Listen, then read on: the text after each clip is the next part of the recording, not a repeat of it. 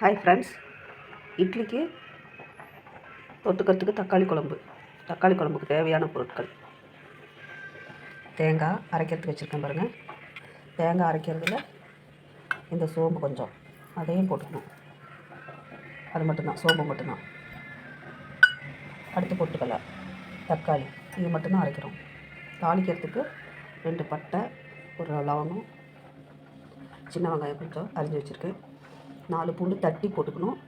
3 பச்சை மிளகாய் அரிஞ்சு வச்சுருக்கேன். தாளிக்கும் போது காட்டுறேன். இவ்வளோதான் தேவையான பொருட்கள் பாருங்கள். இது மட்டும்தான் அரைக்கணும். அரைக்கிறதுக்கு தேங்காய், பொட்டுக்கடலை, 1 ஸ்பூன் சோம்பு, 3 தக்காளி, இது மட்டும் போட்டு அரைச்சி வச்சுருக்கேன்.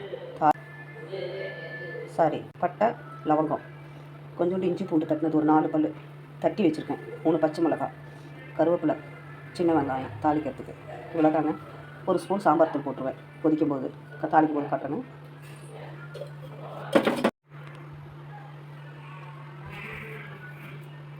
எண்ணெய் காஞ்சிருச்சு. எடுத்து வச்சுருக்க பட்டை லவங்கத்தை போட்டுருங்க. கடுகு, தட்டி வச்சுருக்க இஞ்சி, பச்சை மிளகாய்,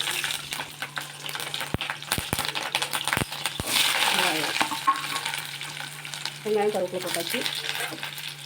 நல்லா வதங்கணும்.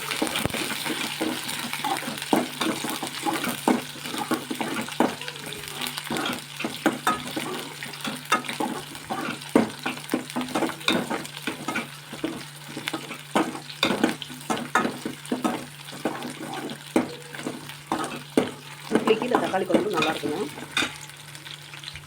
வெங்காயம் நல்லா வதங்கிடுச்சு. அரைச்சி வச்சுருக்க பேஸ்ட் எடுத்து வச்சுருக்கேன்.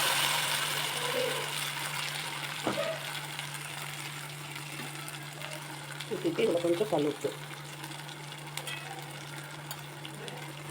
மஞ்சள் பொடி,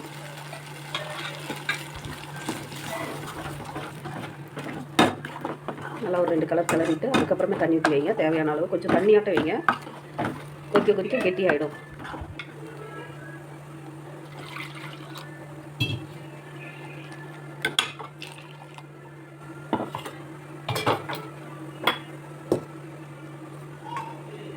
இதில் 1 ஸ்பூன் சாம்பார் தூள் போட்டுருக்கேன்.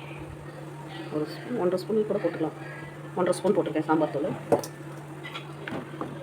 அவ்வளோதாங்க. தேவையான அளவு தண்ணி ஊற்றி கொதிக்க வச்சுருங்க. நல்லா மீடியம்லேயே வச்சு கொதிக்க வைங்க. கொதி வந்ததும் மீடியமில் வச்சுக்கோங்க.